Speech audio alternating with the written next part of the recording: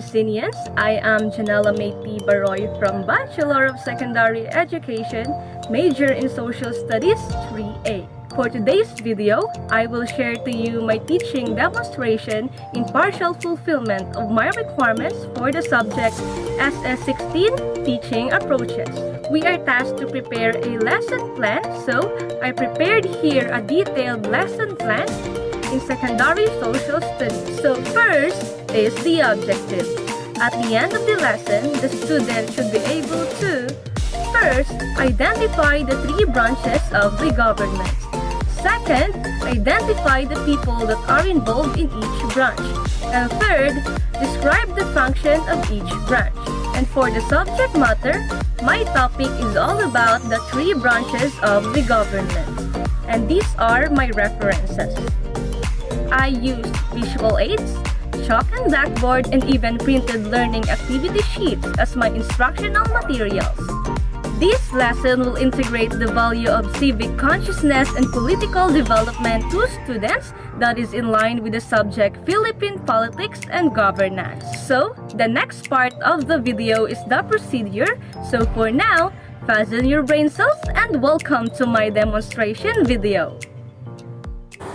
So, before we proceed to our next discussion, may I call on Mr. Gerard Hilado to lead a prayer. Classmates, please stand.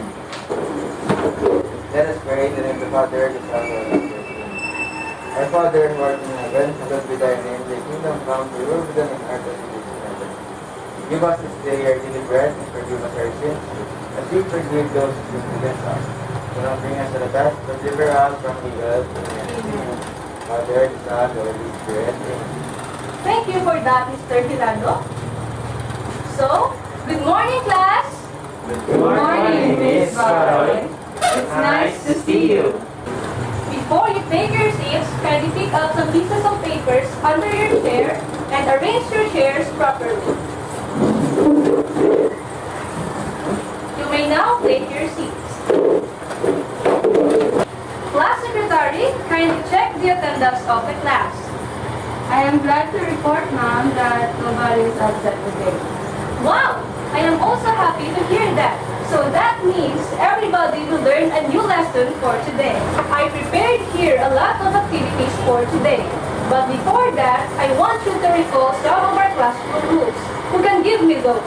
Miss, Yes, Mr. David. first, we should be cooperative, we should be polite and respectful, and we will raise our hands if we will answer a question or if we have questions. Very good. Before we finally move on to our next lesson, who can tell me what we have studied yesterday? Yes, Mr. Garcia. Yesterday, we talked about government. Very good. Now, who can tell me what is the meaning of the government? Anyone? Yes, Mr. Melendez. So government refers to a governing body that makes decisions and gets things done for the welfare of its citizens. The government provides equal support to its citizens against any discrimination and injustice. It maintains peace and so keeps society in order. Excellent. Who wants to play a game? Miss, Miss, Are you familiar with the game Wordscapes? Yes, of course. I guess most of you have played that game on your mobile phones. Today, we will play that game. And this time with a twist. I have here some random letters and I want you to guess the word out of this letter. Take note, there is only one clue and it is a logic that will guide you to guess the word. Are you ready? Yes, Miss. So, the clue is step back if you don't get it. Let's start. Number 1. Miss, Yes, Mr. Hilado? number 1 is executive. How did you come up with that answer? I just stepped back one letter from the given letter. For example, letter F. I just stepped back one letter and I got letter E. And so on and so forth until I got the word executive. Very good. Claim your prize after the class. Yay! Yes, Mr. Garcia? Number 2 is judiciary. Very good. Claim your prize after the class. Number rate. Yes, Mr. Bidabid? I think number 3 is legislative. Very good. See me after class for your prize. Number 4. Yes, Miss Cabrillos? Government. My students are so bright. Claim your prizes after the class. Yay! With these words that you formed, what do you think is our lesson for today? Yes, Mr. Melendez? I guess our lesson today is about the 3 branches of the government. Wow, very good. You got it all right, Mr. Melendez. Now, I want you to raise your hand whenever you are ready. All right, kindly get your module 3, week 6. Prepare your paper and pen because today is going to be a wonderful day filled with fun and learning. I know that you are all set for today. Shall we start with determining how much have you learned? So, for our activity, this activity is entitled What I Know. Instruction. Kindly sort these words or phrases from the box into the correct columns.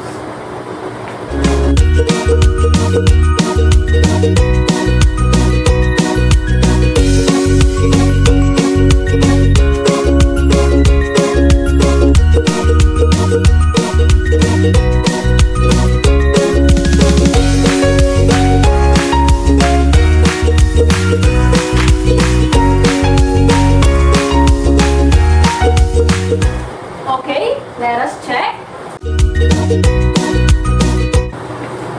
Excellently perfect. You got it all right. Thank you for that. So, let's move on to our discussion. The government essentially exercises the 3 great powers.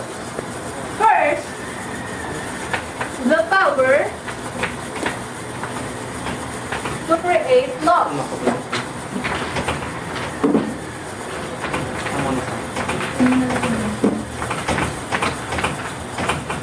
Next is the power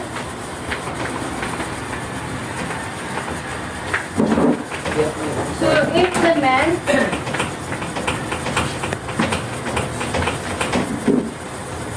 laws. And lastly, the power to interpret laws. The Philippines is a republic with a presidential form of government, wherein power is equally divided into its 3 main branches. First is the legislative branch. Second is the executive branch. And lastly, the judicial branch.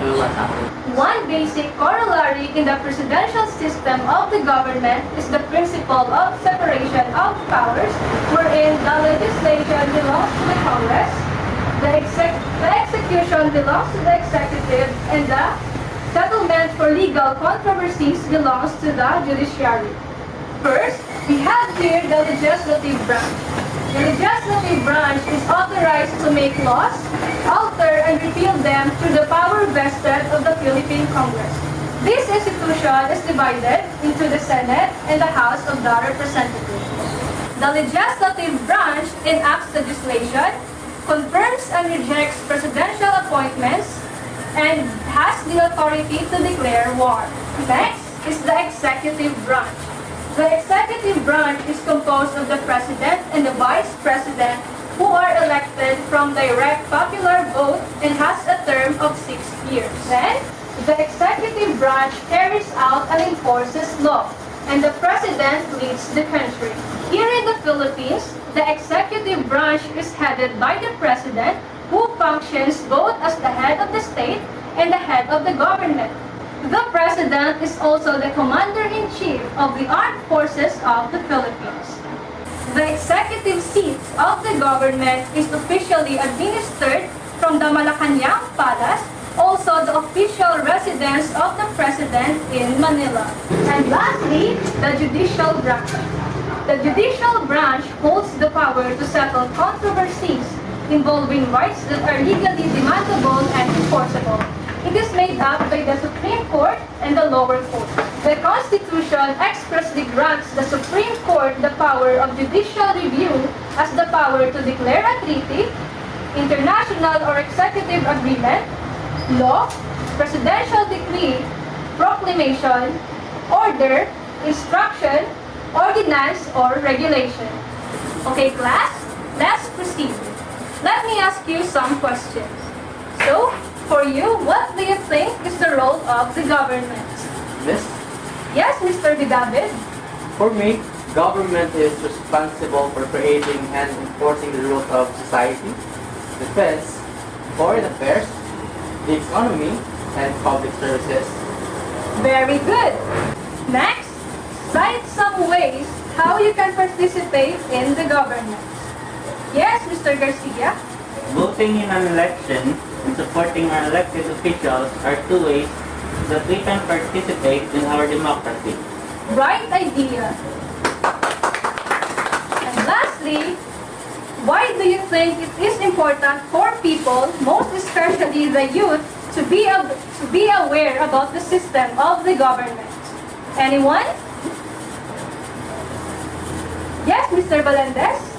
So learning the system of the governments can allow for deeper understanding to be an informed citizen. It also allows the youth to understand how decisions are made and to be better involved in them. Very good. So class, for your performance task entitled Think, Fair, and Share, you need to have a partner. Research for an article or documentaries about how the government responds to the needs of the society. Give your own reflection and write it down in a one-whole yellow paper to be presented in the class next meeting. Do you follow? Yes, ma'am. Okay, thank you for that. So class, for now, get 1/4 sheet of yellow paper.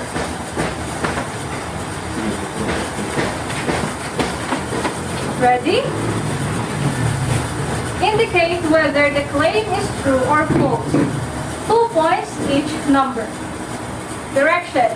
Write T if the statement is true and F if the statement is false. So, number 1. Executive power is exercised by the government under the leadership of the Vice President. Again, executive power is exercised by the government under the leadership of the President. Are you done? Okay. Number 2. Settlement of legal controversies belongs to the judiciary. Settlement of legal controversies belongs to the judiciary. Number 3. The legislative branch is authorized to make laws, alter, and repeal them through the power vested in the Philippine Congress. Again, the legislative branch is authorized to make laws, alter, and repeal them through the power vested in the Philippine Congress. Number 4, the executive branch has the authority to declare war. Again, number 4, the executive branch has the authority to declare war. And for number 5, the legislative branch is made up of the Senate and the House of the Representatives. Again, the legislative branch is made up of the Senate and the House of the Representatives. Are you all done? Yes, ma'am. Okay, for 6 to 10, for 5 points, enumerate the 3 great powers of the government. Enumerate the 3 great powers of the government.